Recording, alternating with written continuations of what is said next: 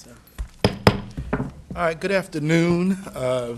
We are just coming out of our closed session, and we have a business meeting that will follow shortly. We set time aside today to continue our presentation discussion on our educational planning. We were fortunate to have Mr. Richter and his team in town a couple weeks ago for our work session. We paused there as we were talking about facilities, master planning, and several recommendations, and looking at some zoning and some other issues. So we're fortunate to have Mr. Richter back with us today, but first I'll turn it over to Dr. Boone if she'd like to reset us for the meeting and have us move forward. Mr. Jordan, members of the board, good afternoon. 2 weeks ago, we presented the background on the MAURY educational specifications, and we also began the discussion of our educational planning for the future for Norfolk Public Schools. And that included recommendations for school status given the facility condition index, as well as what we know in dealing with declining enrollment and programmatic pieces. And so this afternoon, we are certainly appreciative of the board extending this agenda so that we can Mr. Richter can present the last portion of this and allow time for some discussion with the board. We'll remind that, again, these are options and opportunities.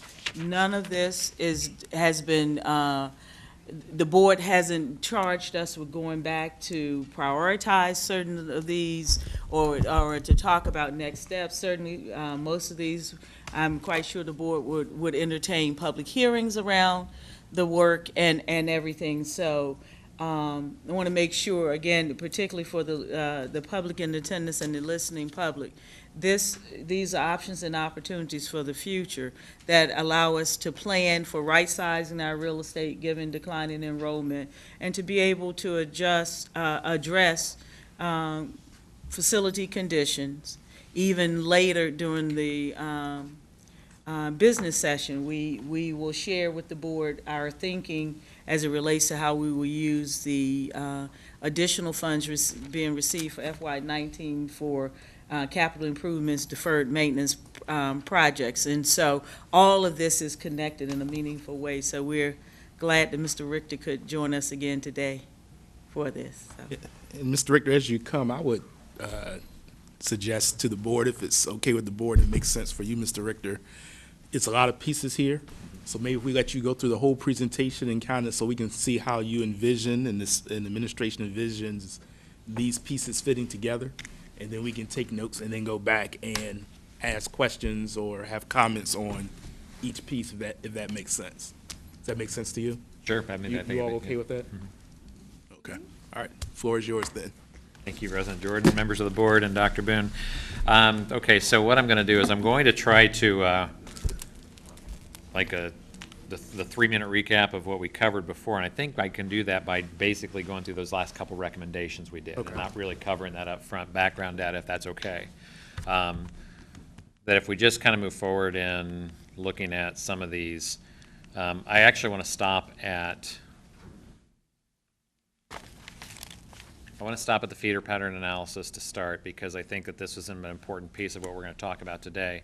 And when you look at this, and you can see this clear in your handout in front of you, you know, one of the ideas is this idea of trying to figure out how we clean up feeder patterns to make sure that students have clear pathways of articulation through the system, whether it be through geography or curriculum. I think both are important. I think the balance of both make for a better division.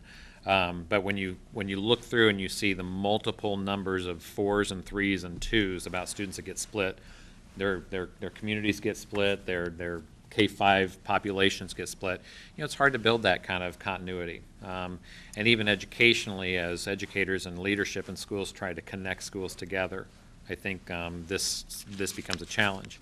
And so we certainly show it through our live attend analysis that we do to see where those kids are going. And I think those are valuable pieces of information.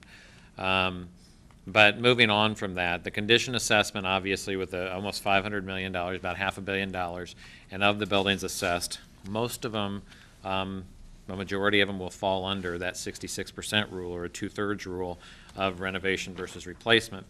The condition assessment, this will be an important piece as I talk later on also, with if with the funding that we anticipate that may not start, the 1920 may be inaccurate, but the math still holds, of escalating that up 3% a year, or yeah, the 3% a year for just inflation, and then just increasing the deficiency by 2%, you can see that even with the 70 million that you would spend, you would still find yourself 43 million behind where you started. And plus 70 with a minus 40 is about $110 million difference to me. I think that, though, once again, we continue to be appreciative of the dollars we get from City Council and any entities we can for improvement, that sometimes when it's to that number, it sets us behind. So this will be an important piece as we talk forward in the recommendations. So let me get to those recommendations that we briefly covered. Replace Booker T. Washington with a comprehensive CTE school, and then a renovation or replacement versus MAURY. Just a quick recap of this is that the cost difference really comes in size and the cost per square foot because of the technical and power technology things that will go into comprehensive CT. So there's some difference of numbers there. And I also want to keep in mind that these are 2018 dollars. We want to know that that increases every year. But we also talk about the renovate or replace of MAURY because, once again, one of the things I would recommend in this is that we move forward after while it's fresh in everybody's head, after the ed spec, to go ahead and do the evaluation of the building to see how it can apply. And however the board wants to move forward on that, or administration wants to move forward on that. But I think that is the next step to that, to determine what will happen there. I think without that step, master planning becomes on hold for a while. But I think Booker T and MAURY are both kind of linchpins to start a master plan because they drive down feeder patterns.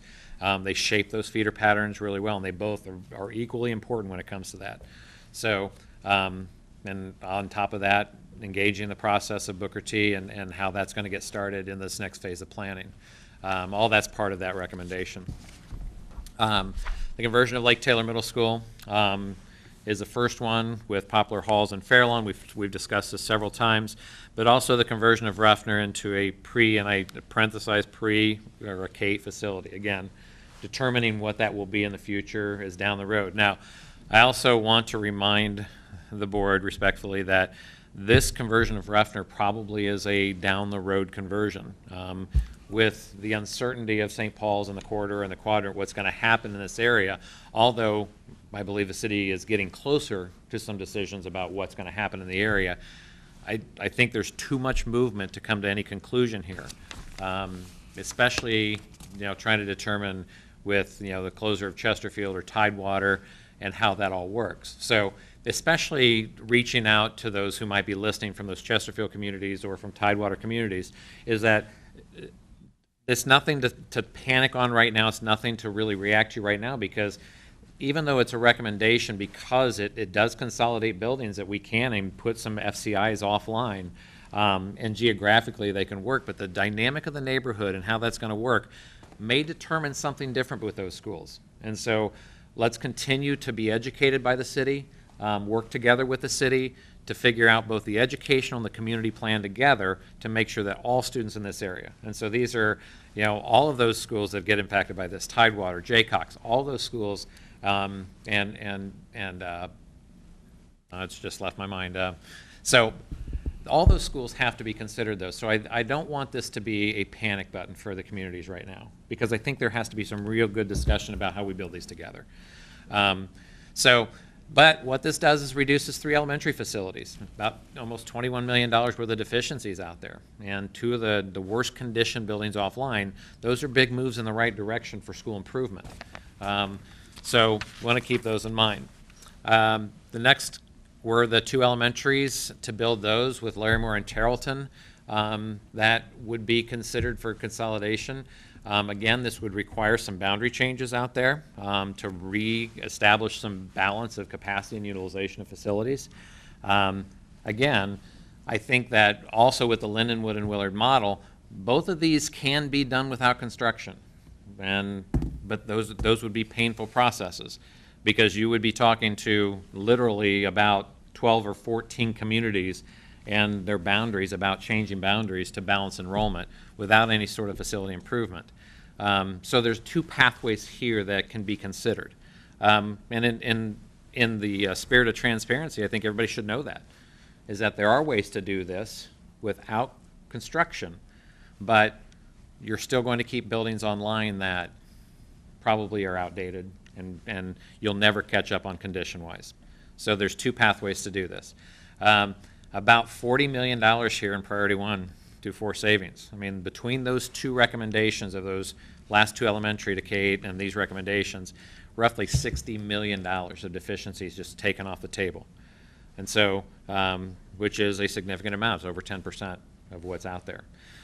So I think that these were considered. They're bold, I think. But it follows a pathway of trying to figure out how we get some consolidation in time, and to realign the things that need to be realigned in time.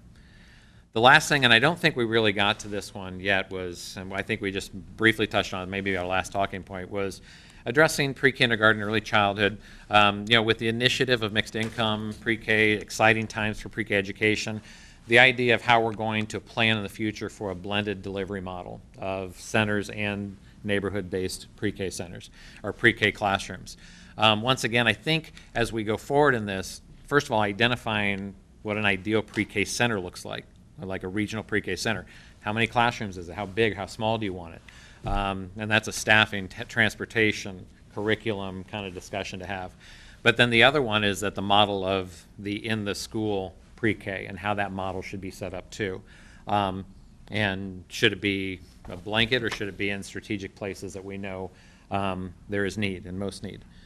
So trying to balance that, but understanding that ideally going to this blended model would be the planning strategy moving forward for pre-K. Now, this is the big bite of the apple right here. This is realignment of feeder patterns. Now, I think what's important here is that it's feeder pattern realignment does a lot without moving boundaries, and we need to clarify there's a difference between changing boundaries and changing feeder patterns.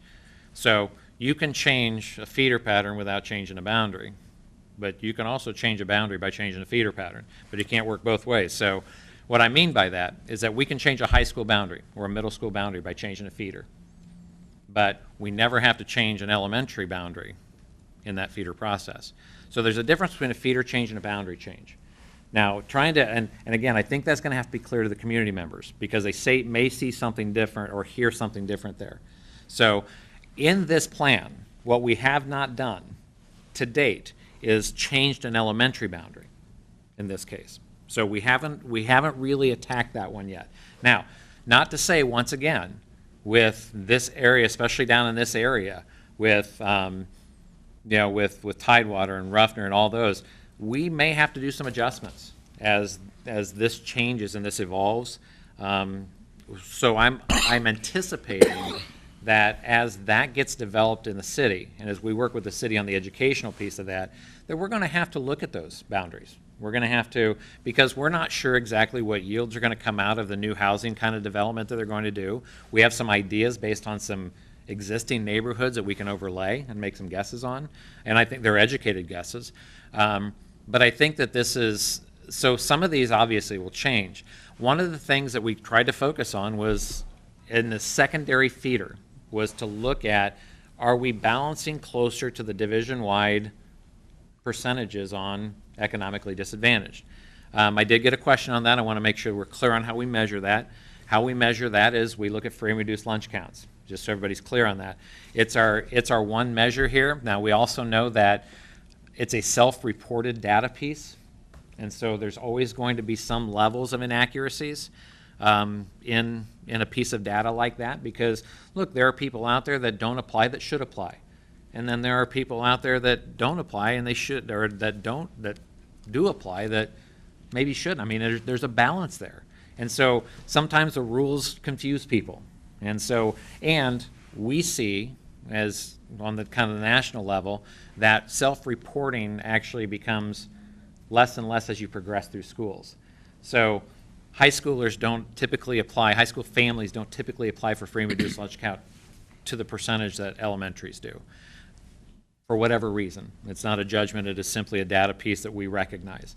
And so what we try to do is we try to measure a live-in, and the reason we do a live-in, and I think this is an excellent question, is that first of all, the propensity of live-in, somewhere around the 80 to 85% of elementary kids attend their boundary school.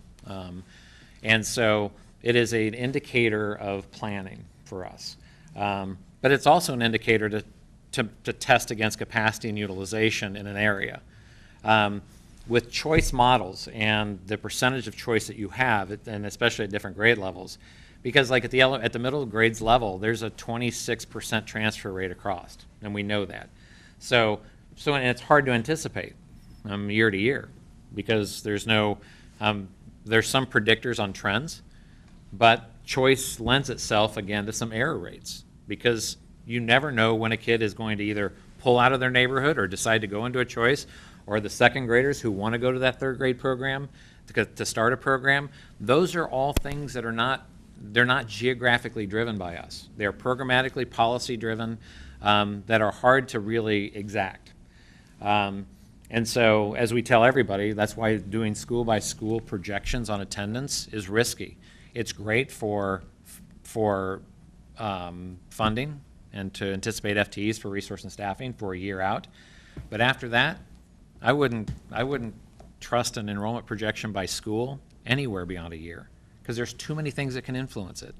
And so there's different uses for the projections we do. When we're looking at live-in, one of the things we're talking about in feeder patterns was trying to stay as close as we could to the district average. Now, in this case, we're going to start with Booker T, because I think this is an important piece, is that we know that this demographic, well, we don't know. We anticipate that with any change of redevelopment of the St. Paul's area, that with mixed housing, that this demographic, socioeconomic demographic, is likely to change if it goes through fruition. And that's, again, it's an if. We do a lot of supposition here. Now, although this shows, and both of these show, what we try to show then is the elementary or K-8, the middle school, and then the high school economically disadvantaged, because then that gives us a measure to the district average. Again, we don't balance at 50-50 because the district's not 50-50. And so that's my measurement here. This one, we do show that there is a higher propensity for socioeconomic disadvantage here. No question. Now, but at the high school level, notice that the student live-in for the 9 through 12 is 536, with the anticipation of that building being a 1,500 capacity building. What this is intended to do in this feeder pattern is to take geography out of the equation when it comes to diversity. That there will be 1,000 seats that will be thrown on the operational and responsibility of the division to go recruit, to attract students, to get them from all over the district, to get the diversity goals that you're trying to reach. That is no longer a geography question.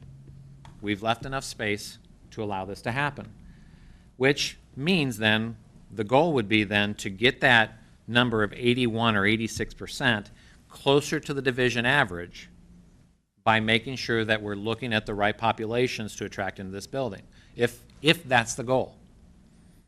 But geography will no longer be part of that equation. And so that was an important piece to making this decision. What this also does is it allows for a curriculum extension of a STEM program at Southside STEM to go into a CTE program, which makes a lot of sense. There's a lot of bridges there that we can build. Ruffner, whatever becomes of Ruffner, and again, there's 1,000 ideas for this school, and I still think there can be, but if we can build the right articulation and make this a school that kids want to go to, even at a K division-wide choice down the road, that feeds into the comprehensive high school, and then again feeds to Norfolk State, feeds into Tidewater, feeds into ODU, we could truly build a K-14 program here and really make it work with Ruffner and with the STEM program. Those are the goals that this should be focused on. I know people will see this, and I have the concern on the 86% myself. knowing that'll change, well, again, anticipating it'll change, but also knowing that this becomes an operational issue, not a geography issue anymore. Now, Granby. And so what we've done here then is what we've tried to show you then is a current feeder underneath, so you can kind of make the comparison on there. So Granby, what we would do is we would look at then the feeder patterns in, and in this case, where Camp Allen and Sewell's Point are going to be the only outliers in the entire feeder program. And what I mean by that is that what's going to happen with Camp Allen and Sewell's Point is that they are going to stay as an elementary boundary together all the way through high school. But they will enter into Blair before they go to Granby. Currently, they're going into, so instead of going into the, so the Norview pattern into there. So what we'll do is we'll take the entire elementary, put them into Blair, but they'll be the only two elementary boundaries that come from Blair that go to Granby. Those are the only exceptions in the entire feeder pattern. However, they stay together as a community. They never leave that, so we don't break up that boundary. Then you see the north side, 6-8, and you see the 5 schools that feed into that.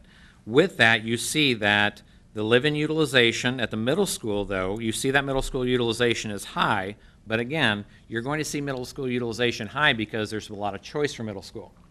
Then, again, when we see these overutilized schools, this gives us some idea of areas that we should look to recruit out of into our choice programs. But you can also look at then the economically disadvantaged, where middle school is right on the district average, high school is slightly below, and elementary slightly below, but they improve about 5 percentage points from the current. So they get closer to the diversity mark of 63% than they were previous. And so that helps with that kind of where we're trying to get to the socioeconomic diversity in there. The next one is Lake Taylor. As I look at Lake Taylor then, once again with Azalea Gardens and the Lake Taylor going to Lake Taylor High School with the conversion of the 6-8, you can see though that the numbers as they go into, so Bayview, Little Creek, Larrymore, and Tanner's Creek, along with Lake Taylor, even though, and you can see at the elementary grade level that that number overall, though by school, we may not reach those in some of those, but in this area feeder pattern, we see a 61.5, which the district average is 63, 68.6, a little higher at the middle school, and then 63% in K-8, and then 61% at the high school, which is below the division average for that 63%. So again, what we try to do is we balanced in the secondary as best we could. That's without moving an elementary boundary. So we haven't even had that discussion to see if we can make that push to do that. And just the one reminder about St. Helena and the action that the board has taken, that St. Helena's pathway, that school community would then go to Blair and then on to MAURY. So just don't want us to lose sight of that. Right, and so that, which is geographically a really good move. Less time in transportation, closer access to the buildings, those kind of things, but also help reach some of those goals that we have also for diversity. Then as we move on to then MAURY High School with this change, now MAURY's going to see more change after this though as we go through this, because this is where you see the St. Helena in this, but this is where the PB Young and Tidewater all come into play. So the idea behind this is that what we would do is we would take the old boundaries, what we know of the old boundaries of PB Young and Tidewater, and we would look at and we would convert PB Young back to a pre-K-5 school. And then we would look at the existing boundary for that for pre-K-5, and then the pre-K-5 students that were in the old Tidewater would be the Ruffner students. Does that make sense? So take PB Young back to a pre-K-5 school. It moves the feeder pattern, and it moves the feeder pattern into Blair. Then the old Tidewater boundary, because now they're combined boundary, but the old Tidewater boundary, those pre-K-5 kids then will go to Ruffner. So we'll just kind of reestablish a ghost boundary, for lack of a better term for now, to look at that. Now, here's the thing, is that if there is a boundary that is likely on the front end of the horizon for change, it's Tidewater. because of the St. Paul, the corridor change. That is the first likely big kind of movement here, which then tells me that Tidewater, this one's a little unpredictable. But if the idea to move back to the pre-K5 to start this feeder pattern earlier could occur, you could make them both pre-K5 schools again. Just do some operational and curriculum adjustments and plan for it. But you could do that. But what this does here, and you can see that this is where we see some increases in closer to the socioeconomic diversity that we want at the MAURY High School at 58.7, so almost 59%, which gets it closer to 63, which is a division average. Middle school, again, a little higher because we're putting a lot of middle school kids into smaller spaces now. Remember, we don't have the choice programs in here. So we have all those that we still can disperse kids back to. So we've still got all those seats that we have. But we don't count those because they don't have boundaries yet. But again, what I think in good planning we can do looking forward is to anticipate where both we're going to have pockets of hyper poverty and pockets of overutilization to make sure that we're going into those areas saying, hey, here's our opportunities division-wide that we can look at, that you have choice into, or you have your neighborhood you can go to. Whatever is your choice, but here's some opportunities for us. And I think it actually then makes it a more efficient process of looking where do we recruit kids from. And it gives us kind of a single focus instead of kind of casting a large net and saying, who are we going to get? So I think it lends itself to a better strategy for planning for our choice schools, which then, again, leads to better staffing, better transportation, better, all those kind of the domino that we know that we can do. So I can go to transportation. I can say, look, we've got this middle school that's going to be at this utilization in year 5. If we're going to look at this for an area that we want to attract for choice, what are going to be our transportation impacts of that? And we can be way ahead of it instead of just reacting to this. And so I think that this helps us in that light. So you can see this one is a change. This one looks different, and frankly is different. So when I look at Norview then, now Norview is one that I think is going to have some discussion around here because I think that once again, looking at Crossroads and Norview to feed into it, but you can see these numbers, especially at the high school, exceed that 63%. So we need to balance that down a little bit. And how do we do that? Now, here's what I also think. I think one of the kind of, and I'm not exactly sure what the term to use for, but one of the areas that we need to pay close attention to, and not that every area isn't important, but this Jaycox feeder into Norview presents kind of an area that we're going to have to pay attention to. This is an area that's really split into 3 elementaries in that, I'm trying to think of that neighborhood, what it's called right there. Douglas Park? No, the one north of it. What is it? Yeah, Calvert Square. So that area right there, if you look at it, sorry about that. So that is an area that actually is kind of split up between Jaycox, Richard Bowling, PB Young. It's kind of it's an area that we really need to pay some attention to.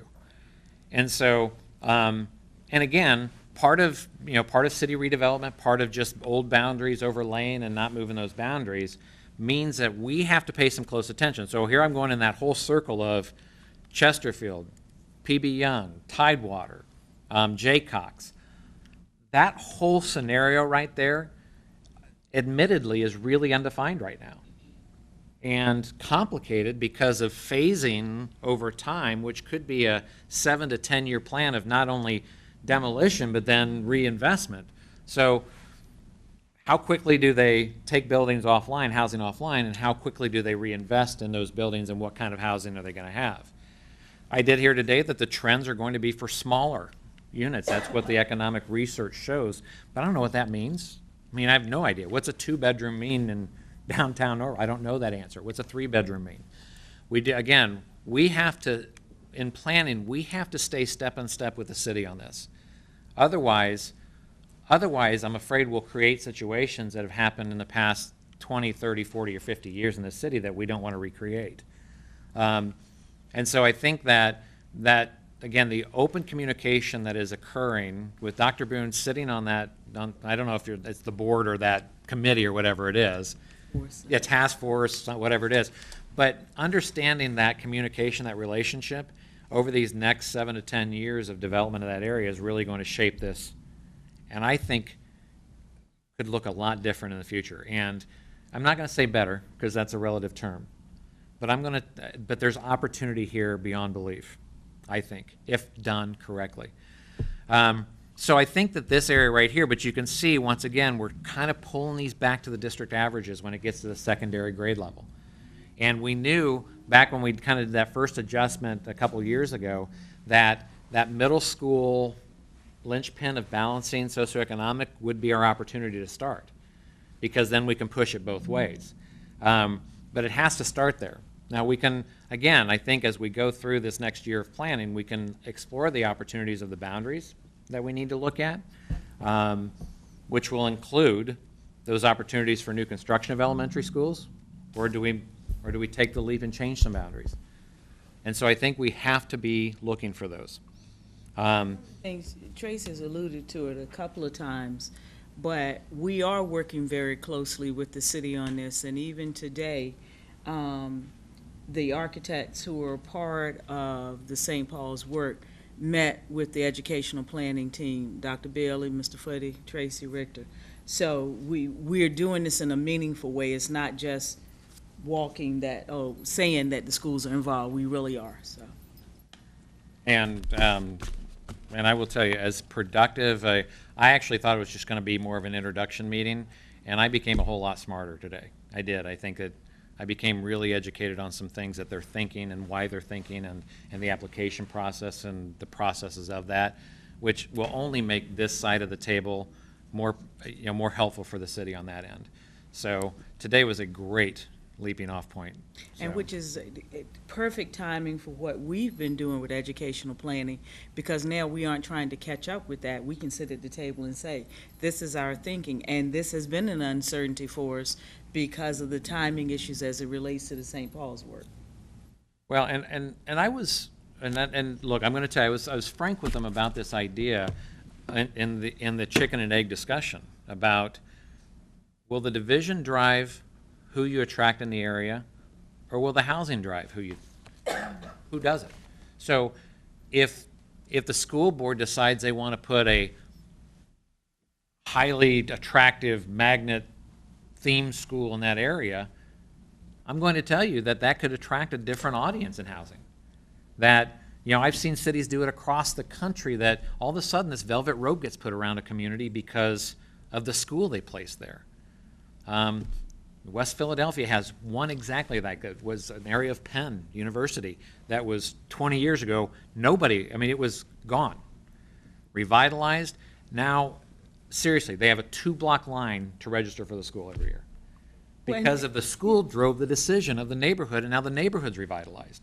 Norfolk Public Schools took the lead on that, even with Broad Creek and the establishment of the Dreamkeepers Academy at J.J. Roberts, even though through evolution, it didn't sustain, but that was the conversation piece in the early Broad Creek development, and so we stayed ahead. And as I was saying to the board at the last meeting, we're already deep into that planning and the thought process around what we can accomplish within our existing schools in that area, or within schools that remain in that area. So like I said, I think we're off to a really good start on that, and with that piece. So here's just kind of a summary page of what you see. The more important page goes to this next one that nobody can see in the audience, sorry about that. But notice down the side, they're all ones. We split no elementary to a middle. We split no middle to a high school. We split no elementary from the time they start their boundary school till the time they end, which is a hard road to take. But that last chart you saw that had Coleman Place going to 4 different middle schools, which frankly is an injustice to that community working together. And so now we have pathways in this feeder pattern that you see that nobody splits, but they still have plenty of choice across the division. And so Not all of these are easy, but that wasn't your task to me. Your task to me was to see if we could do this. And so I think this gets back to the presentation 3 years ago of the neighborhood choice idea now, is that we have such good data with the assessment data now, and we have such good data with live-in and attend data, and the programmatic drive that now exists here that has form and function to it. We have all of these kind of pistons working together to know where we can anticipate where we have to make the change. Now, implementation's a different story here. You won't see implementation in this because that's the next 3 or 4 months worth of work. How do you get to this? What's the timing of it? Do we have to do it in sections? Are there things we can do without any capital dollars? Are there boundaries we can change? Are there feeders we can change?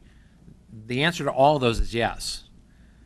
But it's trying to figure it out. So for example, in my head, how I would think about this, so moving forward, if Ruffner were to become a K-8, for instance, well, you time that in with Booker T's opening. If Booker T's opening is 5 years down the road, you build into the 6th grade, then into the 7th grade, into the 8th grade, and then you continue that curriculum into a brand new high school, because then you got a curriculum. That's how you can make adjustments without impacting communities, just naturally feeding them into the process. And so every student that walks into Ruffner knows that their pathway through geography is going to be a great curriculum program in arts and career and technical education and a comprehensive high school. Or they can choose to pathway out and go to the EVMS program, or they can go to the IB program, or they can go to. Those are the opportunities that we create. So, but again, figuring out the implementation of what makes sense when is the next big piece to that. And I also think that's where the community plays a big role in this. Because I think part of the idea of this kind of change is levels of tolerance and trying to figure out just how much we can bite off at a time. And because too much is detrimental. Not enough is detrimental. And part of that has to be working side by side with our community members to say, how much can you handle? What is a good pathway to do this? What are we missing when we say that we're going to move this feeder? And that will make us better as we implement the plan moving forward. So that's the feeder pattern alignment. And again, when you look at this, we can see that the utilization then looks to improve in the elementary schools. We get up to that 85%, which again, as we've been explaining for 5 years, 85% is your sweet spot. At the middle school level, we improve above 76%, but that's okay. I mean, that might give us some room for some program adaptations in those buildings. Fine. At the K-8, we actually improve the utilization there, which is good. We don't want schools at 100% over the duration. And at the high school, we stay right about the same.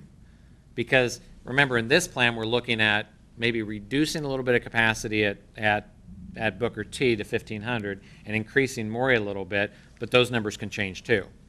I would hope that any planning for Booker T plans for addition in the future. Any architecture plan should plan for addition, because I have a feeling that school is going to be where everybody's going to want to go. Because I'm telling you, I think that where it's driving to, we should plan for growth. I do. So any architectural plan should do that, but that gets us to about the same capacity we are today. It doesn't change. And in this one, you can see the change is literally a net 10.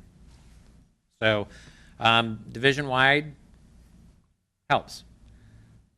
We've answered the ask of City Council's reduction of facilities.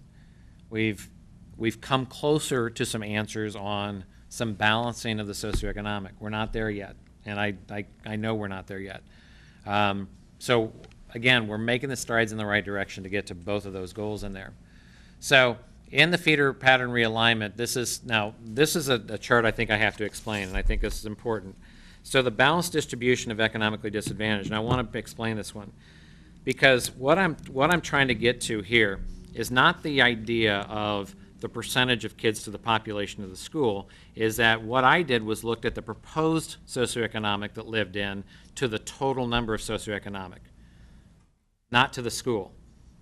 And so with 5 high schools, or in this case in 5 high schools, should there be, okay, so should there be 20% at each building?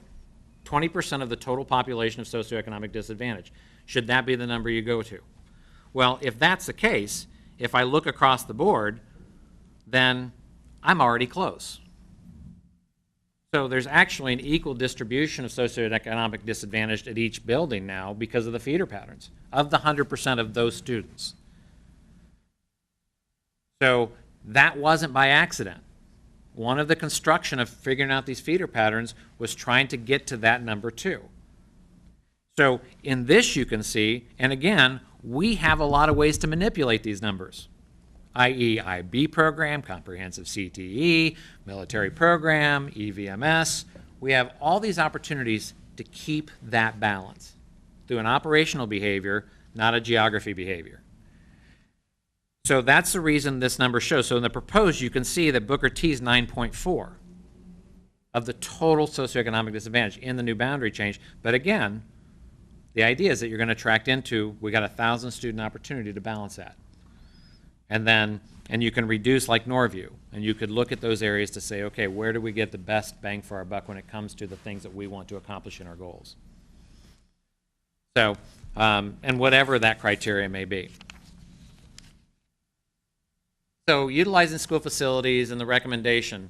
This goes back to the recommendation. This comes right out of HBA's report of the recommendation of the 2% of the current capital renewal value should be established as your budget, which currently is about $16 million. $124 million in priority 1 estimated cost of $2018. Those are in the next 4 to 5 years that are going to shut down. So that $125 million. There's 368 in priority 2 to 4, but those are in the next 6 to 10 years. And again, I don't start those as 0 at all. I think all of those are priority. Priorities 1 through 4 right now are everything above 66%. So that tells us something. So I'm just trying to even break this out to say, if we need anything, we need 124 million. Now keep in mind, those priority 1s, with simply Booker T and MAURY, you're going to wipe out half of that. If those come to some fruition of renovation or replacement. With the $40 million of the other schools, roughly half of that is in priority 1. So you're going to knock off a lot of this 124 million. You're going to knock off about 60 million of that automatically in a capital program. So with that, though, it takes me back then to the funding chart. So if we were to go with that recommendation, now remember, if you want to, hold that other chart next to this one. In yours, I can't do it on the screen, but hold this funding chart. This one right here at 6 million. If you hold this next to it, you're going to see the comparison. So you can see on the first one where the red line is increasing, so the deficiency gap gets bigger, even if you spend it. If you see this 16 million, and again, if you look at the dollars that you start with, that by replacing the buildings that you're replacing, okay, taking Poplar Halls, Chesterfield, Larry Moore Tarleton, Booker T, and MAURY, those are the capital investment replacements. You take the 540 down to 413 to start.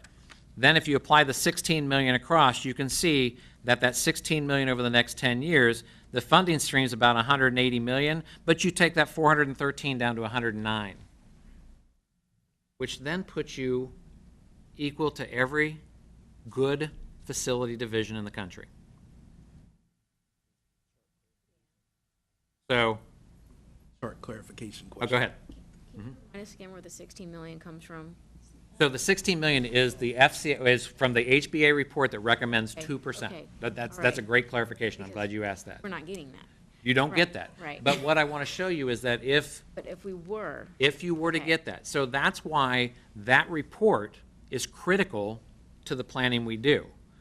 Because what it shows is, in a current funding stream, you spend half of that, but you end up $43 million worse off.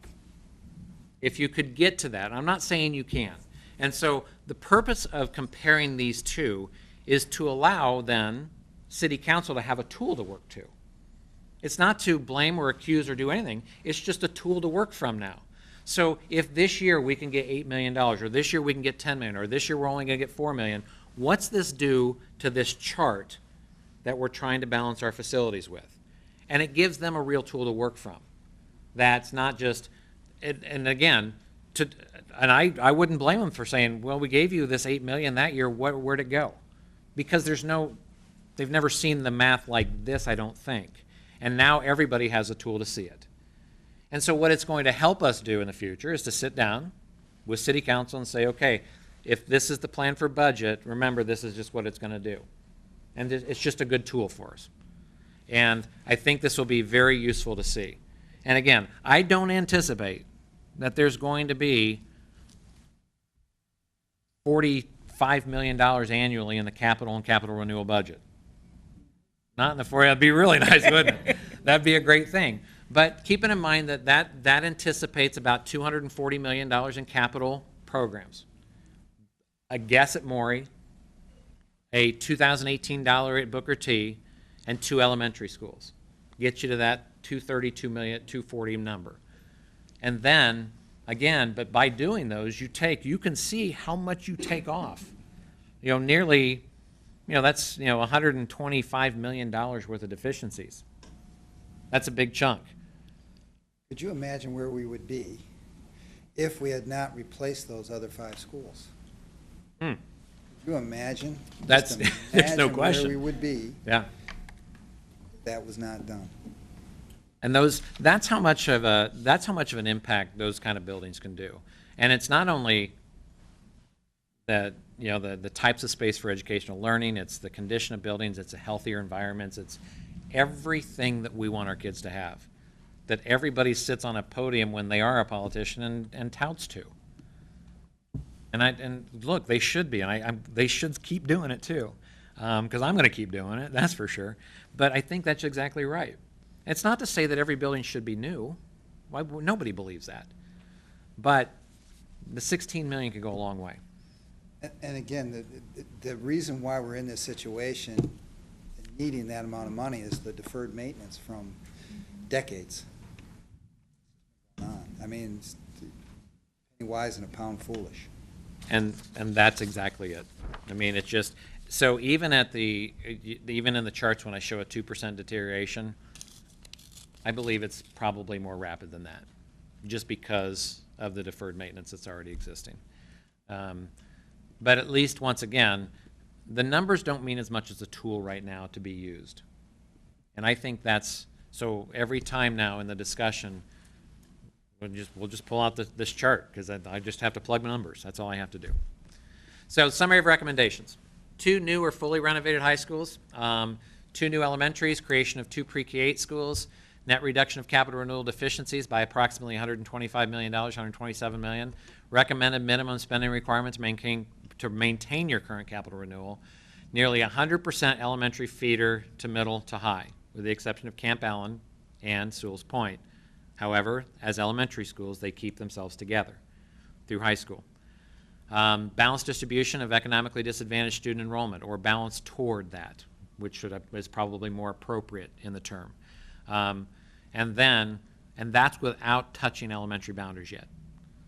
So those are the recommendations that we stride to, and where we think this master plan starts to get us to. So with that, I'll turn it over to the board. Dr. Vogt, anything you'd like to? Just that I love the slide that's up now, the summary of the recommendations, because obviously the devil's in the details, but this makes it very clear that we aren't just throwing things against the wind, that we aren't just pulling things just to look like we're making shifts, but in the end, while there's a lot of money that's involved in this master plan, this preliminary master plan, there's also a great deal of savings, and as Tracy said very well, we get closer to some of the board's goals with economically diverse schools, and we get closer to City Council's goals of making sure that we right-size our real estate based on enrollment. And so, I think that the work going forward is very exciting. All right. floor open for questions. Ms. Basine, Okay. or comment, What's that? or comment. Well, this was extremely comprehensive. I appreciate the effort that went into putting this together and explaining it to us too. So I have a few questions. So, previously when we looked at the data, we had a live-in and then an attend. And I was just curious why those assumptions or projections aren't included here. Because right now, if I'm understanding correctly, we have the live-in utilization, but what would the current, based on current enrollment, what the attend would look like in those schools? So, again, we can show current enrollment, and in the background report that you got in November, it has the live attend analysis in it. Right. Okay? Right. So, in this case, the idea behind planning is that moving forward, how we start to, or try to get choice schools into the equation, or division-wide schools into the equation, is to look at how everything else is laying out. It makes it true choice. It's not in this analysis because I can't make predictions on unknowns to that. I can show trends of live attend, but what we do in this case, and it's not very efficient, and I'm sorry about that, but not very efficient in the fact that what we do is we sit them side by side. We look at the live in, then we look at the live attend, and we start to then do some comparisons on that. And frankly, when even Dennis is doing his annual report on attend projections, we're looking at both too. And so that's how we incorporate it. I'm not sure that's the best answer I can give you, because it's kind of an art of it, unfortunately. But we also know that we can track back, and we're going to have, we have the data to look at the trends. So we've been doing Live at 10 for 5 years now. We can show you the trends of areas that students come from, and we can provide that for the board. We're also now been tasked to make sure that if we see displacement in the assisted housing, to make sure that we're following those students to see if they stay in the division, if they leave the division, because we geocode every student every year and we can follow them by ID now. So those are helpful tools for us in planning. But the reason you won't see it here is because we assume that it becomes an operational behavior, not a facility behavior in that. And I like how you kind of put that, operational versus facility or boundary or feeder pattern changes, because, I want to go back to the feeder pattern slide, for Booker T, for instance. And when we had this discussion in October and November with Southside STEM,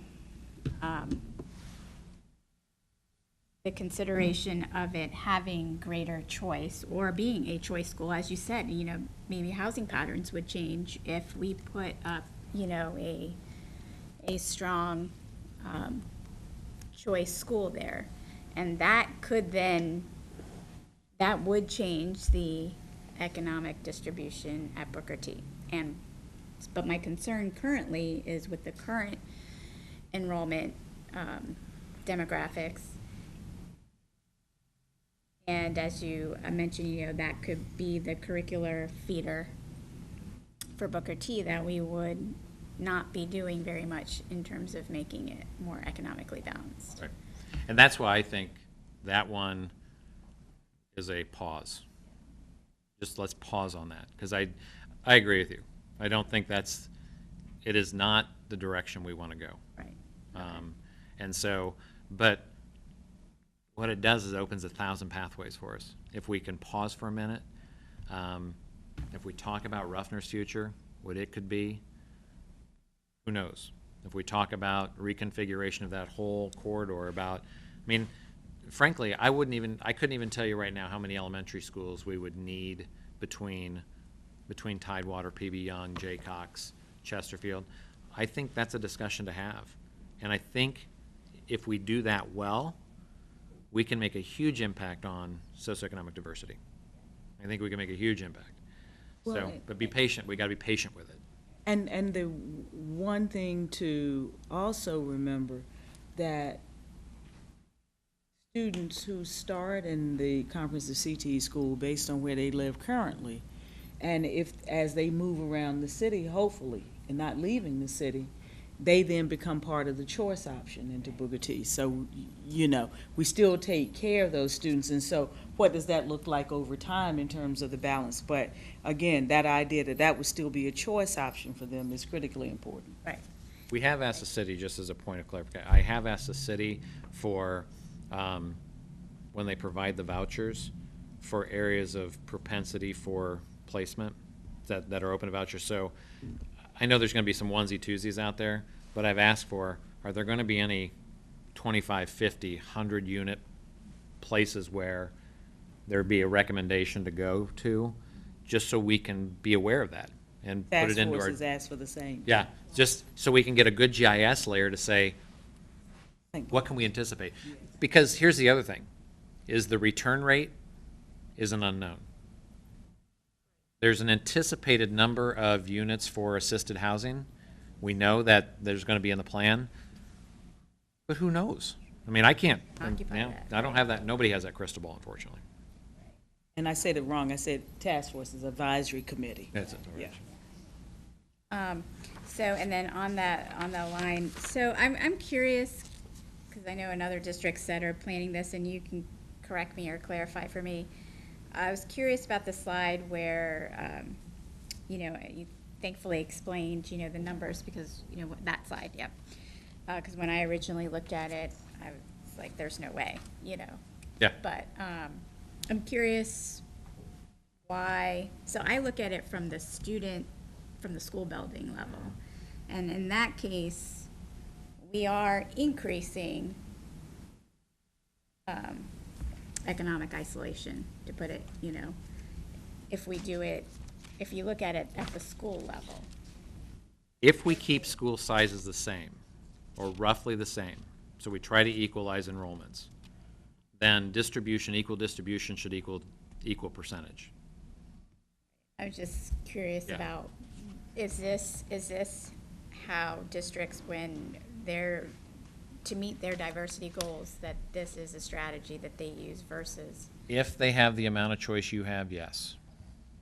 If 4 of your schools were boundary schools and you had one choice, I would never do it like this. Okay, that's, one clarification. But every single one of your schools should, Right. working towards Lake Taylor and to Booker T, should have viable choice programs. And because ideally, what you would see in this is that when you get to that piece where you're sure about MAURY and you're sure about Booker T, about capacity, when they're going to be done and all that, that the idea is that maybe you start to assign a certain number of seats at every school. And you say, this is going to be for, because look, MAURY High School, the pathway, the live-in pathway for that is going to be 1,500 kids for a 1,900 student station school. People think that area is growing. It's not growing kids-wise. Actually, it's declining for student population. So what I would hope for is that in the good planning is that we know that Booker T is going to have 1,000 seats, but I would hold 400 at MAURY, I would hold 400 at Norview, I would hold 400 at Lake Taylor, and I would make sure you filled every 400. And again, that's an operational behavior. That is not a facility or geography behavior. So in this case, once again, so just to restate my answer, is that when you have this much choice and every school has a choice, this is exactly how I'd show it, because it'll get you to your goals. Yeah. Right. And lastly, I don't know if this question was shared with you or not, but I had asked a question about how schools, our current choice schools, how they would be impacted themselves, or how they would impact these other opportunities that could be created. I know years ago, I believe you had shown how, you know, where children came, what neighborhoods they came from to go to attend Ghent. Mm-hmm. And then I know in 2015, when ADL was first stood up, we looked at where the children were coming from. I'm curious to know, does that factor in? So the map, and interesting enough, the map directly reflects the live-in. So the chart is the map. Right. To be honest with you, that's what we we did show the maps, and I know that Mr. Jordan, that we did used to show maps like that showed where students specifically lived like that. The live-in chart actually reflects the map. There is no difference in the data of,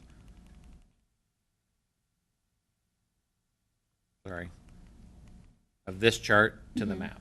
So what you would see is the 13 kids that are Booker T that go to, I can't even read that from here, or let's just say 32 kids that go to the Granby. It would show that. And so that's a reflection of the map. We can reproduce maps. And I think it's probably, but I think what we need to be doing is we need to be sharing with the division-wide choice leadership the trends.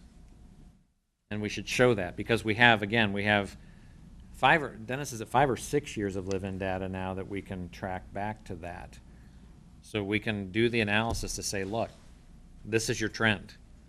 This is where, and now we're going to show you, here's where we're dealing with facility capacity and utilization issues, and here's where we're dealing with imbalance of socioeconomic.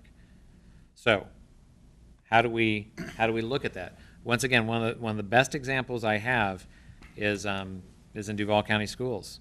In their choice program under the unitary status to get out of DSEG order was that when they see a propensity to go away from balance, they are under instruction to go and market one-on-one, to try to inundate the populations or the areas that need relief from utilization and need balance of diversity. So I think, again, this is a tool to do that. Yeah. Ms. Wagner. Couple of things. I guess, I'm confused, perplexed, and concerned. Okay. All at the same time. Okay. And I'm looking at diversity, Mhm. and I've certainly shared some of what Ms. Basine said. Looking at diversity as it is now, and I know the projection, the proposed, that's kind of all over the place for me right now because it's what if still. They're Right. still Yeah. moving. I know that we're trying to work in conjunction with the city. But I'm looking at right now. In terms of diversity, and we're back, I'm coming back to Booker T in terms of that. Okay. Looking at the feeder patterns coming from Campusella and Ruffner. All of the schools are non-accredited schools. I'm looking at neighborhoods. And again, I think I presented the question the last time, if we're looking at diversity, the neighborhood that is probably becoming the most diverse would be, in that particular area, would be Broad Creek. But those students are bused to Norview. And I'm still wondering in terms of that, why? If we're looking at diversity. Again, looking at feeder patterns, what schools are going where, what students are going where. We're having I see busing going one way, but I don't see busing coming back the other way, which to me is, in terms of diversity, is not fair. What's the example of that? I'm not sure exactly where you're going An with that. example is you have, I'll go with Broad Creek. Well, And I'll Yep. go with neighborhoods that are being bused to MAURY and to Granby. I don't see anyone coming from that area back over to Booker T, or I know we move the young scholars from Ruffner to Rosemount, which to me decreased the diversity at that particular school. So I'm seeing the diversity going one way. That's one concern. And then as I look at facilities, in terms of diversity, and I know all of the schools need work, but I'm looking at the problems of the Jaycox and the PB Young, and you just hear the kids that have come up to the board meeting who are crying for help. So that's a concern. The other thing is I look at diversity in programs and choice. And I know we have the IB program at Granby. I know that we have the EVMS, the medical program. How many of those choice seats go to, how diverse is that? In terms of percentage of students in our school system that are 65% African American? Somewhere in that, yeah. Okay. When I look at choice in terms of those programs, do they look as diverse as the school system? Right. The other thing is that when I look at the seating, well, the live-in, and you're saying 500 seats will go to the live-ins in Booker T. But we're saying that we're going to protect those students, that if they're in one particular place, let's say Camp Estella, that they can come to Booker T by choice, which means that if those seats, those 500 seats are taken, those kids, it's not really a choice. But No. I'm sorry, I didn't communicate that one right. Okay. If you heard that, because that's not it. Okay, They're, fix it for me. no, I will, okay, Okay. because I want to be clear on this one. Okay. Their natural geographic feeder Okay. is Booker T then. Right. So their choice then would be out of the CTE program. Would Or- be out of the CTE program. That's correct. So they Okay. have so actually, they have two. They have a geographic and a curriculum pathway, Okay, which so- most don't get. Okay, and I'm hearing you. Okay. But let's say that the 500 Mm-hmm. seats, will we expand? Because we're saying that 1,000 would be choice. But if the number of students that will be geographically coming to the, will that number increase, or is that written in stone, or is that flexibility? I think there's an operational thing you deal with then, because Okay. and if we see projections then, that's the reason we do the live-in projection. If we anticipate, then we can make an operational decision to reduce the number of choice seats for the enter grade, is what we would do. So do we say that those choice seats are flexible, or how do we? I would think so, because I think, again, this is the double edge, and this is where trying to solve both sides of this is that I can, by saying the choice seats are flexible, then people get upset, but by saying neighborhoods are flexible, then people get upset. There's no win in this one, but to this point, Right. they have to remain somewhat flexible, because if the premise is that you are guaranteed a seat in the boundary in which you live. But do you understand what I'm saying in terms of perception? Absolutely. If you're saying perception is that there are 500 seats at a particular school. Right. That live in. 1,000 choice. Yep. But then when you look at the overall picture of all of the high schools, schools that are choice, and you're seeing that most of those are going to live-ins, and only 400 seats would be, or 400, 500, whatever, would be choice. Can you see that there is the equity in terms of that, of the perception? But, okay, I do see it in that, but let me kind of counter with this. Okay. Because I'm hearing exactly what you're saying. But what you just told me is that you saw all the movement going out. Exactly. Booker T's just the opposite. Okay, sure. It has all the movement going in. When? I mean, that's At- projection, the projection. No, in the choice. And so when we say that, so there's a couple things I can address here. Because I think that when I hear about these schools that go out, but places like PB Young actually are closer to a Blair and a MAURY geographically and have good access to those buildings, much like a St. Helena. That becomes a couple of things, not about diversity. That becomes about transportation. It becomes about participation in schools by proximity, all of those things. But you can't have it both ways. Well, We're trying to. But yeah, actually, that's what you're asking. So what I'm saying is that with Booker T. Washington at 500 seats that are for neighborhood schools, now, whether we increase that number, if the number increases of neighborhood seats, operational decision. But what I'm suggesting is that what we're doing is we are bringing kids back to center. Even with element. Not at the elementary grade level, Okay, we're not. But at the high school, we are. And the middle school. And the middle school. Now, again, that becomes a rougher decision about how we do that programmatically. And I'm I will tell you, I'm as far away from Ruffner's final plan as anything in this, because there is too much movement about what's happening in, to your point, in Broad Creek. Jay Cox is a perfect example of, because of how that boundary, this artificial boundary that somebody put on a long time ago, that to suggest that we're moving schools out or schools in are only on the assumption that somebody gave them a boundary to put them there that way or that way in the first place. So the Jaycox is a perfect example of the Broad Creek mess you're talking about, because I think you're right.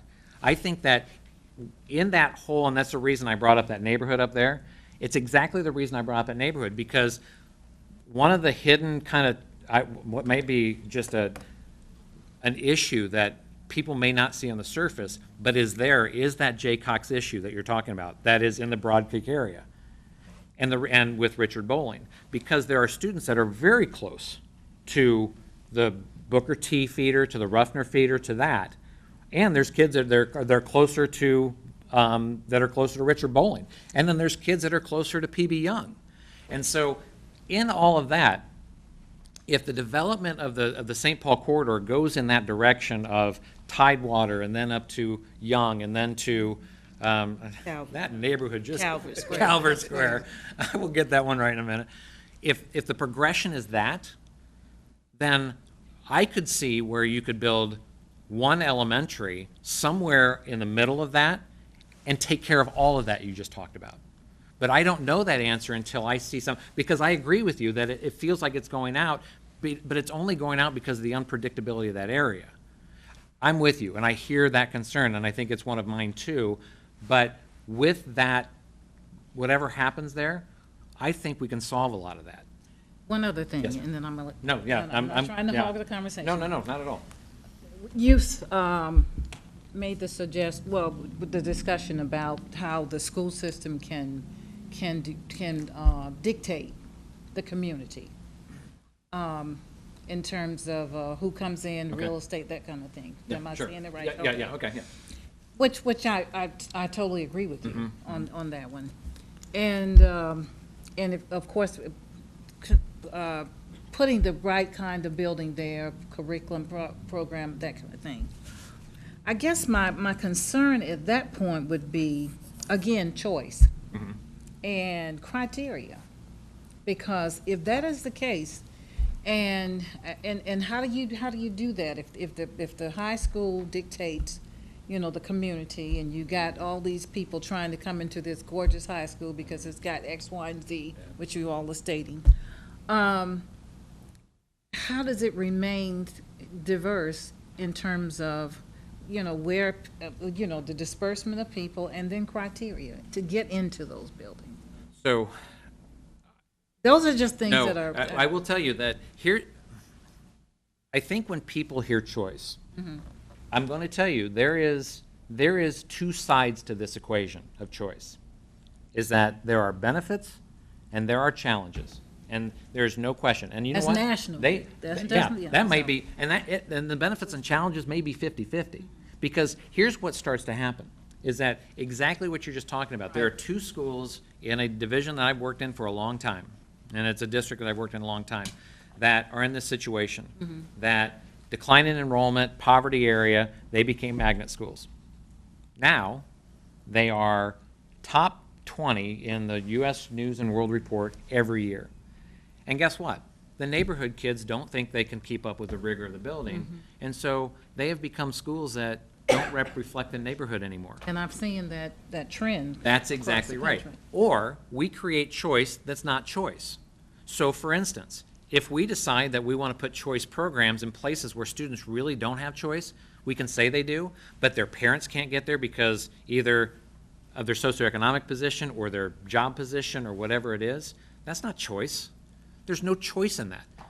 And to me, when people talk about that kind of choice, I start to get really afraid of the decisions they start to make because of that reason. If we start to create choice for the sake of just diversity or for just capacity or just for this, we're going to find ourselves in this idea that only those who can will. And that's what will happen, to your very point. Because, and to be able to now see, because I agree, we should be looking at those choice programs to see how many of those, what is the diversity we're getting in those actual choices. And that's, because that's a question that's been presented to me. Absolutely. Looking at those Yep. choice programs Yep. now, what is the diversity So, in terms yeah. of the numbers of? And once again, the percentage? why I want to show the live-in is because then it gives us a better indicator to say, hey, look, you're not meeting those diversity goals, X, Y, Z school. Here are schools that are overutilized that can balance your socioeconomic diversity. We need you to go, and we need you to recruit, we need you to educate, we need you to go in those communities and say, this is what we can do. Or do it the opposite way. You know, even neighborhood schools should be doing the same thing, which I think is a problem. I think that a lot of times the neighborhood schools don't do the marketing that they should do because the magnet schools seem to do all the marketing. So I'm with you because I think now if we can track that data, then we can do that better, which should help the overall division balance then.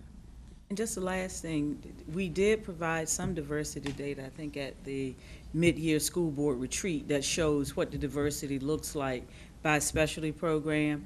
And then when you look at that, and if you look at the chart on page 10 of this report, that purple outlay of where kids live and where they actually attend and which choice, that might give you a picture of who some of those kids may be. Thank you, Ms. Wagner, for this. Yeah, that is in the specialty program report.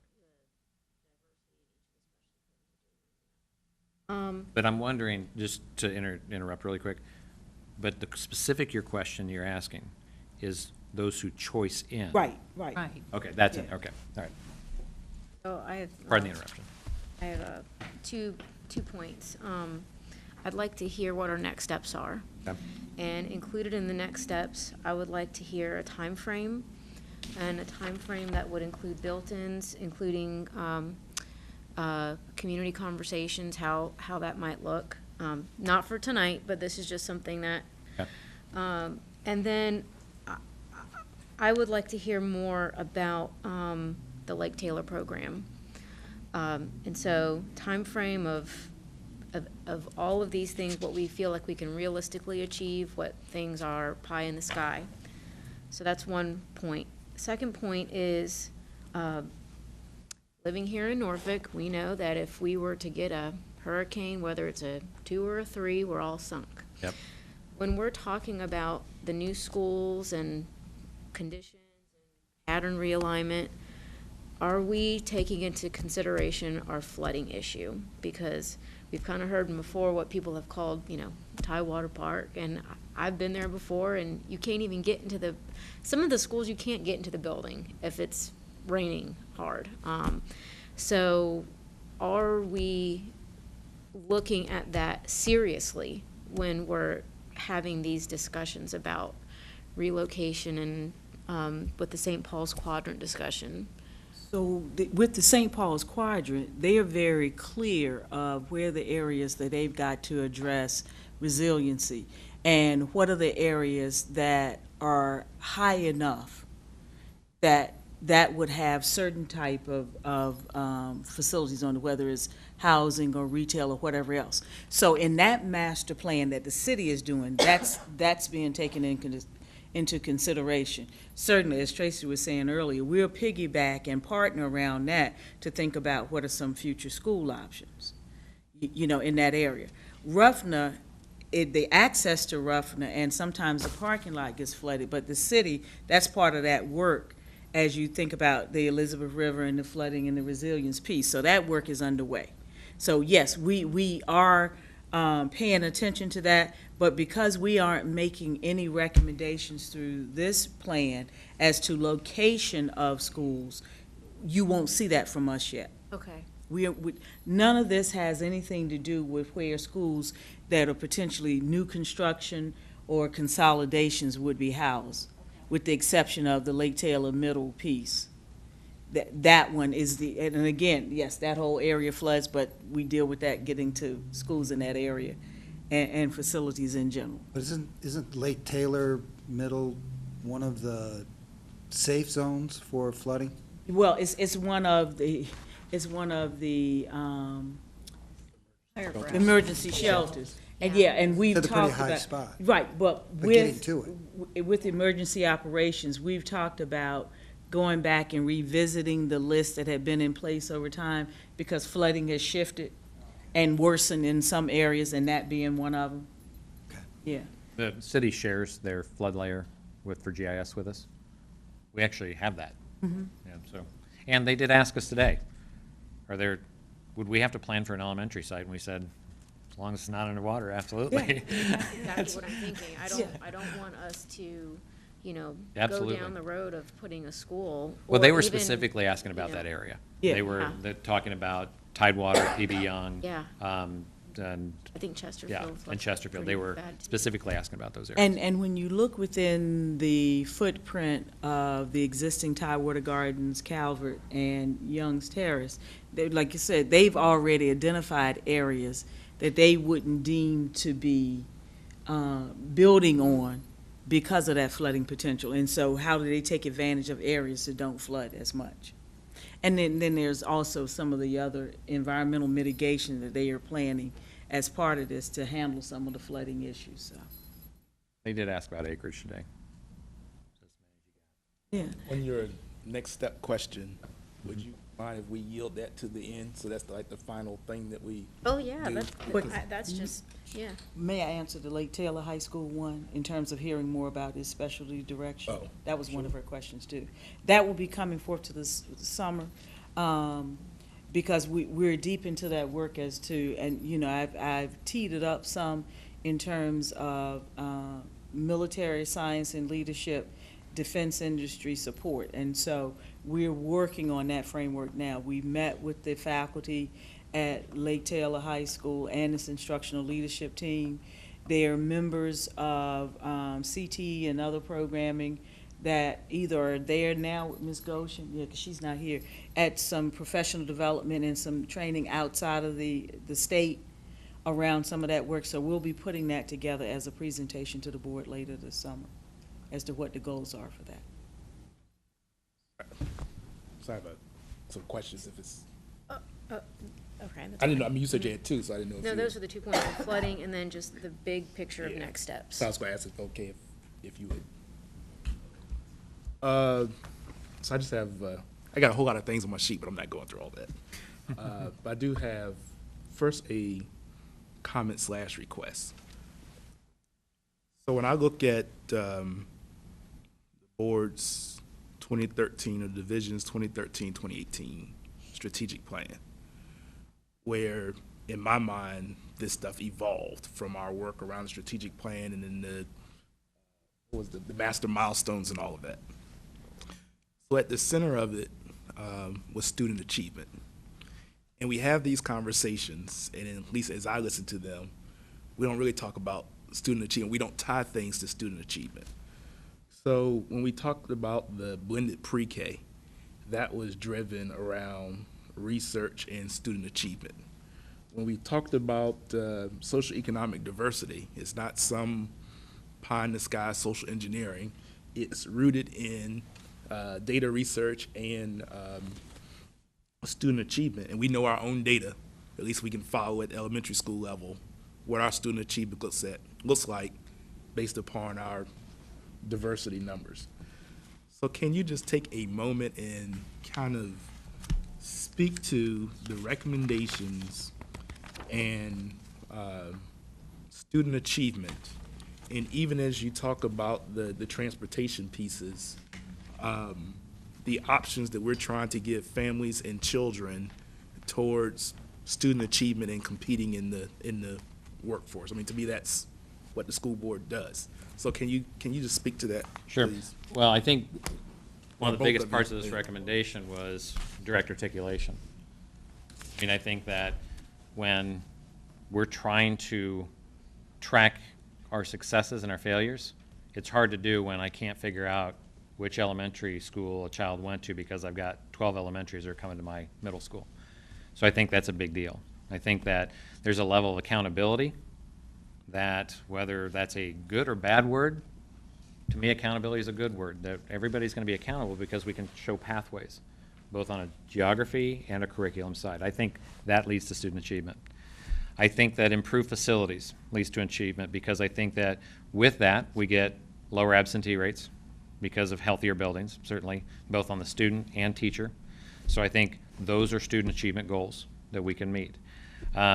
Moving towards, and I agree with you, that the socioeconomic diversity does that. And again, I don't think we're there all the way. I think we still have a lot of work to do, but I think we're moving that direction. I think that helps. I think by allowing this idea that we can move to an operational behavior around how many choice seats at each school can help lead to all those goals. So I think it's rooted, I appreciate you bringing that forward, because I think it's rooted in all the recommendations that get made, though we don't blatantly say it. So I'll just be bold in this statement. You know, Ms. Wagner said, we've got schools that aren't accredited. Well, then why are we still doing them the same way we did them 10 years ago? So you're just going to leave them pre-K-5s and say, don't change your boundary, don't change your grade configuration. I'm going to challenge that. If they're not meeting accreditation, then change the way we're doing things. So they're bold in that sense, but you know, I'm not gonna subscribe to the definition of insanity. And so I think that I appreciate that, Mr. Jordan, and that the fact that all of these are rooted in that, but they can only be done with the next steps in implementation and done right. And if we mess that up, all this doesn't matter, what we just did. And so we got to be careful, concise, communicative about this. Take our criticism. Don't be afraid of it. We're going to get it. But listen. Just listen. And so those are the only answers I can give when it comes to both all those student achievement things that we're trying to get to here. And in my other question, I'll just put it this way. Can we create, well, at least I think we should create two things, frequently asked questions list Okay? and a glossary. So, Excellent, So yeah. we can be clear. So to Mrs. Wagner's point, Mm-hmm. when we had conversations around our specialty programs within the school, and we looked at the diversity and who's coming in and who's coming out. So we know we have, you know, programs within schools.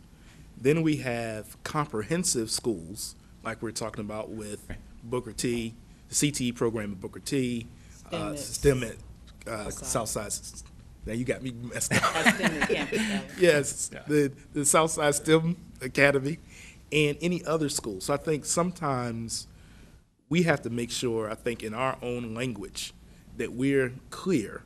And so when we're communicating with the public, we can be clear on what the difference is between a blended pre-K school center versus a blended pre-K class versus a comprehensive school versus a specialty program versus a magnet. Okay. I think we've got to spend some significant time on defining those, at least what they mean to us. So as we have these conversations, we can at least try the best we can to make sure that we're all using common language. Because Okay. I know even as I hear conversation around busing, so I think forced busing one way. Yep.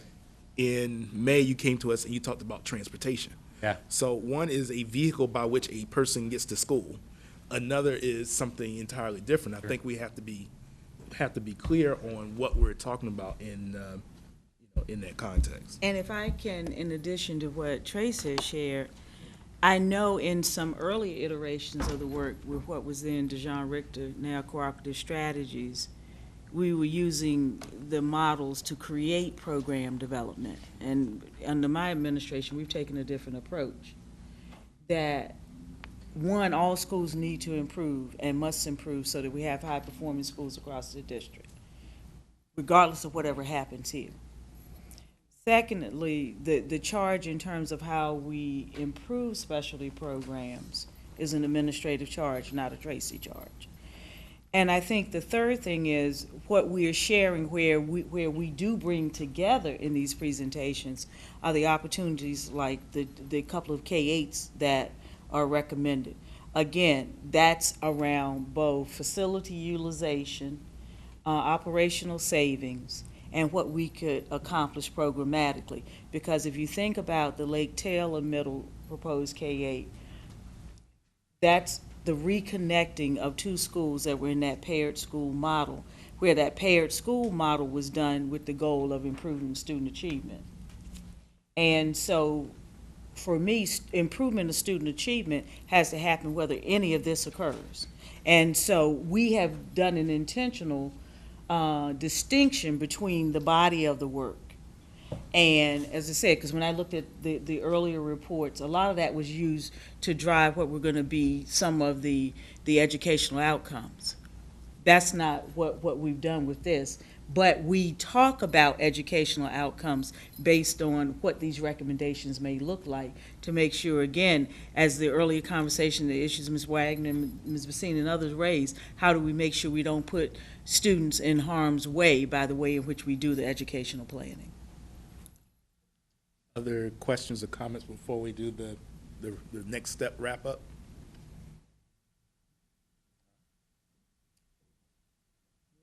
Take a first stab? Next and, steps, well, let me count the ways. I know, that's what I'm saying. So the first next step is that I will be creating a presentation for the school board meeting in July to bring up to speed and educate as quickly as I can the incoming board. That will be my next step. In that, just so you know, we actually started to create that glossary for the steering committee, so we have a baseline anyway. But I think the terms you added in there, and any sort of other ones you guys might see in there, feel free to email. But it's getting to that. And if I just want to piggyback on that, when we did the orientation meeting with the board members-elect, we did provide this presentation as well as the MAURY Ed Specs document to them, so they will have those in their possession. The intent then is to then start to re-engage the community through the task force and through community meetings through the fall. Now, part of that is this idea that, what are we shaping our community meetings around? And so there's a lot of planning that kind of goes into that. So the next 8 weeks, which incorporates the summer, are going to be starting to develop some of these strategies about implementation, about starting to, for lack of a better term, throwing some spaghetti on the wall for the board to kind of see what sticks there and what you guys want to approach and what you don't want to approach. I think that's a key step here, is that as we get into the board elect and then to existing board members who are going to carry on, I think that continuous update with you guys in the next couple of board meetings about, we're not going to go there yet. So if you tell me don't explore Ruffner any more than working with the city to explore Ruffner, that's a direction I'll take. But if we want to start talking about feeder pattern realignment, then I need direction to do that. I need the go. I need okay, we can start exploring that. And then can you give us the estimates as to if we are going to take a vote on feeder pattern realignment, what is the time working backwards that we need to have that ready from Dr. Boone, from your standpoint, as far as what administration needs to do in order to make that happen? Because that's what we need to know. The best answer I can give you is this, is that if we determine in the early or late summer, early fall, about if we want to start to implement kind of a phased approach to it, then we should probably explore the 1920 school year for some certain moves to happen. If that's the case, then we can focus our community efforts there, and we can plan back the dates you need to make an approval on that if it requires a board vote. Again, I'm not sure what you guys will have to educate me on that. Hearings for sure. Yeah, it'll be the public hearings and how we do that, but then we back that in, because ideally, if we're going to make any change to a student pathway, we'd like to start communicating that as early as we can. And hopefully what we're doing is not displacing. Hopefully we're either graduating up or not displacing a grade, but hopefully we're doing those kind of things. So we'll think about those best strategies. But that's the best answer I can give you.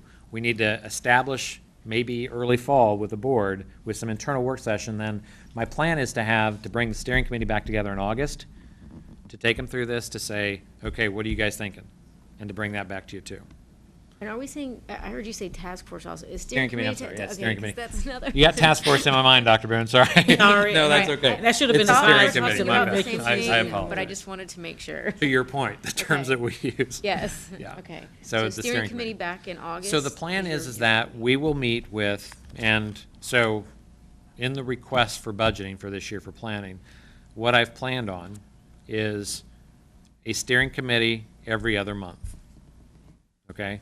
I have planned for, in the 10-month planning period, 5 school board meetings. Now, it can be 6, it can be 4, whatever you guys want. Trying to keep up with that pace. What I've also planned is 10 to 15 nights in the community. Whether that's for feeder patterns, whether it's for transportation, whether it's for, now that's set aside any sort of educational specification. So if we're talking about things like Booker T and an educational specification, that's not included in that. That's just the planning effort for the overall stuff. So that's kind of, so the touch point with the community is somewhere between 15 and 20 at some point, but determining what the direction is in the early part of the fall from the school board and with the steering committee, and then internal work sessions that we have. We have an internal planning team that we use. A lot of them are sitting in this room here, to figure out where we can go with that. And I think one of the things we will do as part of timelines is, you know, what do we think we can reasonably accomplish and what makes sense in 1920? You know, the further this grant that the city is planning to apply for, we'll know in February whether or not that grant has been awarded to the city. And so that being the case, then we will have clearer direction as it relates to the schools and the activities around the St. Paul's quadrant. And so that might be something then that pushes to 2021. And so we're going to be very careful to make sure that we aren't overwhelming our own capacity to facilitate this work with the community and with the administrative team, so that, again, because this is one piece of the work, and then we have the specialty program and the other student academic achievement work that's also going on. And so we've got to balance it all. Sometimes it may look like, oh, well, this will do that, but there are all of those layers that are related to it.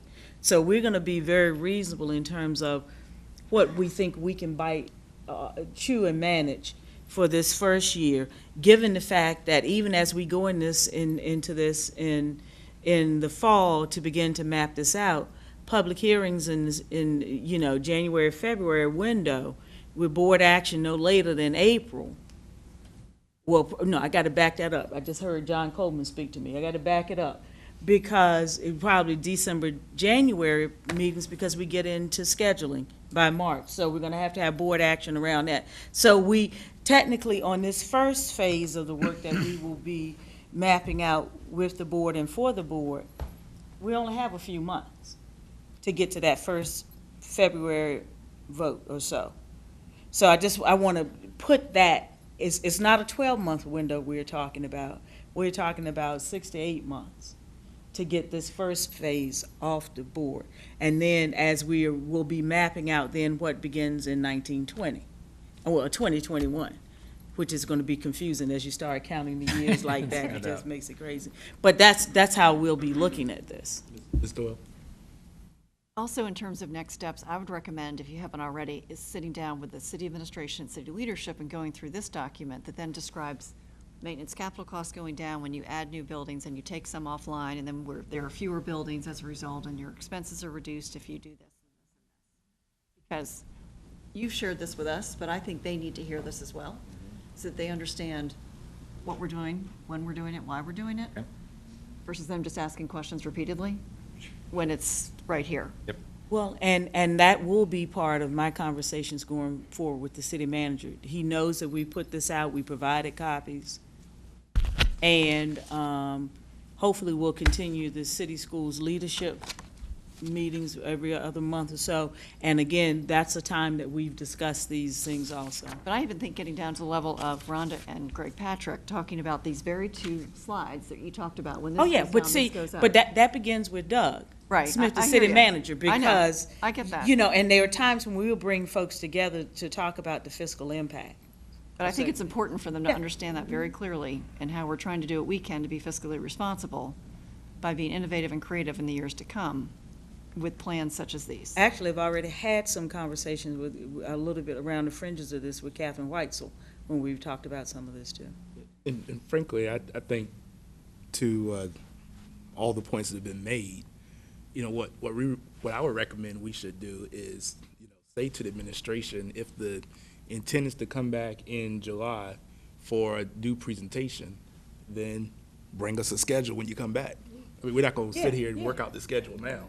Yeah. But I think you hear what we're trying to achieve, and we need to just task you to bring us a schedule, and then we can review it when we have something we can work from. Dr. Robinson?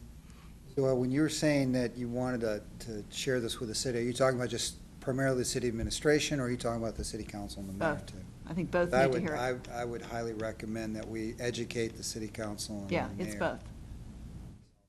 And I think that's part of that schedule. If you're gonna go to talk the about city school school leadership. board, if you're gonna do a joint meeting, whatever it is, those things are part of that schedule. And Absolutely. that way everybody can see what's expected. hear it all at the same Community time. meetings, steering committee meetings, all of that laid out and clear and transparent for everybody to follow. That's not a bad idea.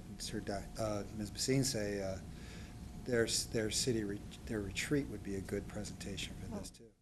Yeah, we've talked about having a Combined yeah, retreat. combined. Yeah, a joint meeting, I a think, joint might be meeting. better than their retreat, because they have their Right, agenda. but That's for true. us But a to joint, have it's a more- perfect joint, meeting agenda item. Big enough. Right, but with a little more time to, All right, so Yeah. we've got another thing on the agenda, so I just wanted to, anything else on the wrap-up, next steps? Board members, Dr. Boone, Mr. Richter?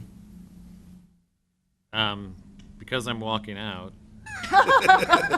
Where's the security? evaluation? right now, I don't, well, Yeah. no. This time I planned 2 flights, so don't worry about that.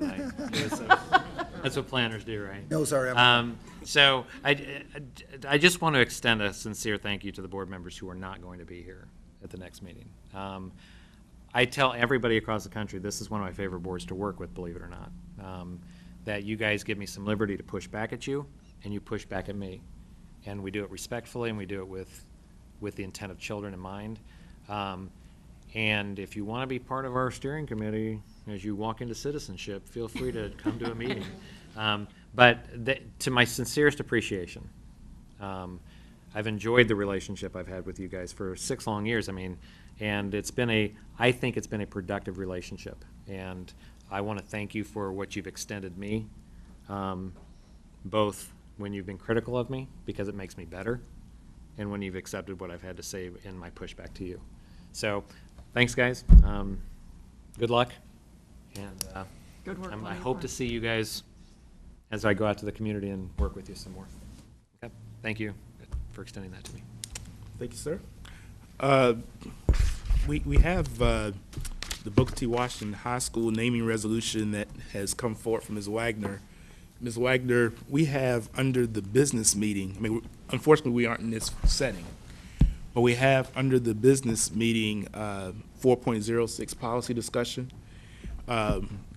Your preference, would you like for us to continue and talk about the resolution now, or are you comfortable with us talking about it as part of the business meeting under 4.06?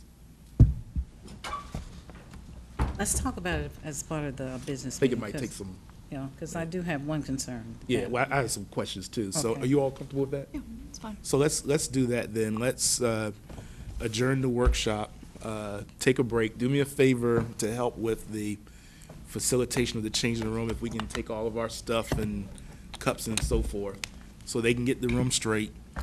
We can take a break, get some dinner, and then we will reconvene in this room promptly at 7 o'clock for the business meeting, which means as a part of that, we have the policy discussion, and you also know the other things that we have on the agenda. So we can do that then. All right?